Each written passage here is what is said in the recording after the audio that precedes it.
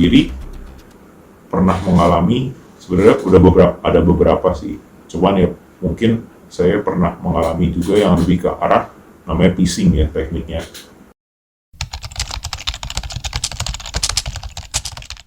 Pernah tahu lah beberapa kasus yang sempat viral dan memperhatikan juga gitu ya bahwa pencurian data ini sebenarnya kejadiannya udah banyak.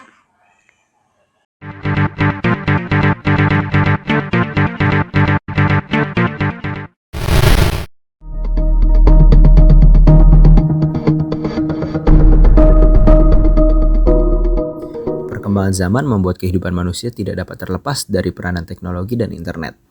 Seiring berjalannya waktu, manusia mulai terbiasa atau bahkan menjadi ketergantungan dengan hadirnya internet pada kehidupan mereka yang menawarkan banyak sekali kemudahan.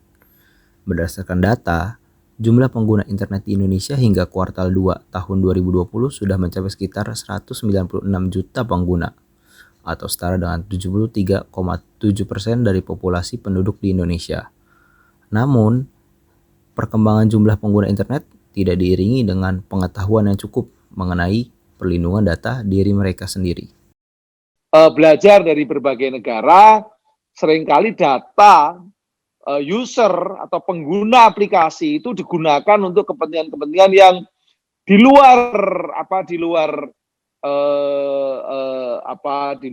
sepengetahuan dari pemilik data atau subjek data. Ya, tapi kan orang jahat makin pintar.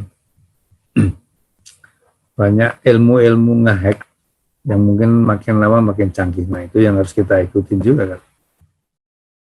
Salah satu bentuk pencurian data yang terjadi adalah pencurian data pribadi di media sosial.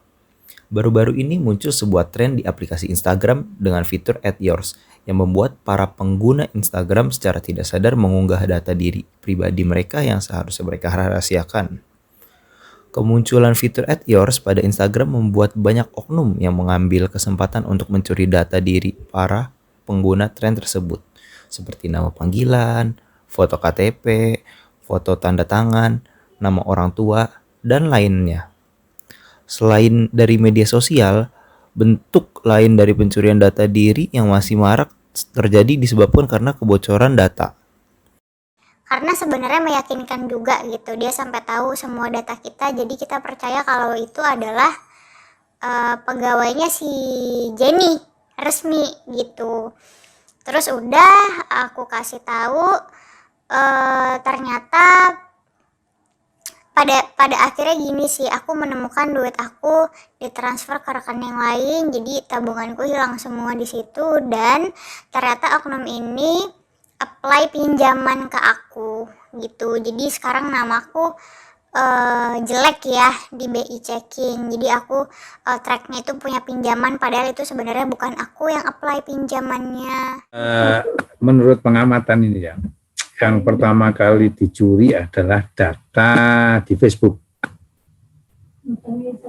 Data pribadi saya dan data pertemanan saya. Data itu diambil untuk menghubungi teman saya atau kerabat saya dan disalahgunakan untuk mencuri. Caranya, setelah tahu dapat nomor telepon dari korban, dia menelpon korban dengan telepon WhatsApp yang sudah ditempel dengan profil saya, profil saya. Dengan pura-pura mau menjual mobil, jadilah pembicaraan yang serius dan akhirnya tertipulah orang itu dengan mengirimkan sejumlah uang. Mengapa banyak data diretas? Pertama, memang di dunia ini Indonesia dikenal sebagai negara yang ancamannya cukup tinggi. Jadi data-data menunjukkan setiap tahunnya Indonesia ini cukup menjadi korban yang tinggi dalam eksploitasi data gitu, termasuk juga ancaman cyber threat-nya dan lain-lainnya. Di tengah ramainya kasus pencurian dan penyalahgunaan data diri di internet, UU Perlindungan Data dari Diri Pribadi belum juga disahkan. Hal ini menyebabkan penanganan kasus pencurian dan penyalahgunaan data diri menjadi kurang maksimal karena belum adanya hukum yang matang. Selain itu, belum ada tindak tegas pula bagi para pelaku pencurian data. Dan undang-undang ini semakin penting sebenarnya, semakin urgen disahkan karena ya itu menandakan bahwa ternyata data kita sebagai warga negara itu bisa kemana-mana gitu, diperjualbelikan dengan mudah gitu ya. Itu yang kita sangat khawatir dan tidak ada kemudian aspek penegakan hukum untuk para pelakunya gitu. Saya nggak tahu juga harus ngelapor kemana dan harus ngapain gitu, jadi ya bisa dibilang pasrahin aja gitu. Sampai sekarang sebenarnya belum ada penyelesaian yang dirasa win-win solution lah. Mau gimana lagi? Mau lapor polisi, datanya apa ya? Kayaknya cuman kita aja terus yang harus protect. Dari berbagai permasalahan yang ditimbulkan, sebagai pengguna internet, kita dapat menerapkan beberapa langkah untuk menghindari pencurian data pribadi kita di media sosial. Nah, apa tips untuk menjaga akun kita? Sangat banyak di internet penjelasan bagaimana hygiene ya. Jadi yang pertama emang harus memastikan HP kita ini hygiene, ada bersih-bersih lah kira-kira ya. Jangan sampai misalnya banyak akun sosial media tapi passwordnya sama. Itu hati-hati, jangan pernah seperti itu.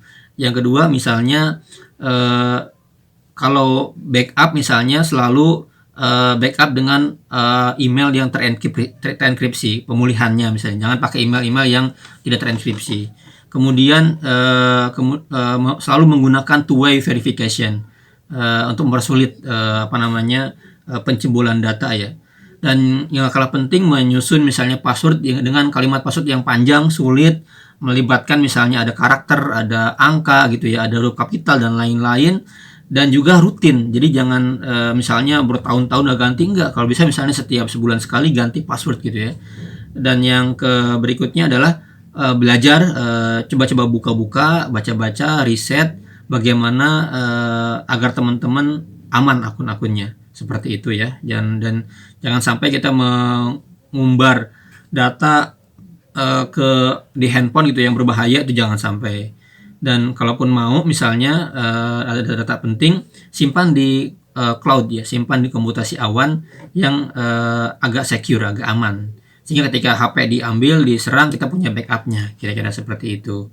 Dan yang terakhir adalah sebisa mungkin teman-teman saling membantu, saling belajar, saling kemudian ngasih tahu bagaimana agar kita aman. Dan juga bukan hanya itu, tapi kita bergerak, sama-sama mendorong, sama-sama membantu bagaimana agar negara ini melaksanakan kewajibannya. Apa itu? Melindungi warga negara.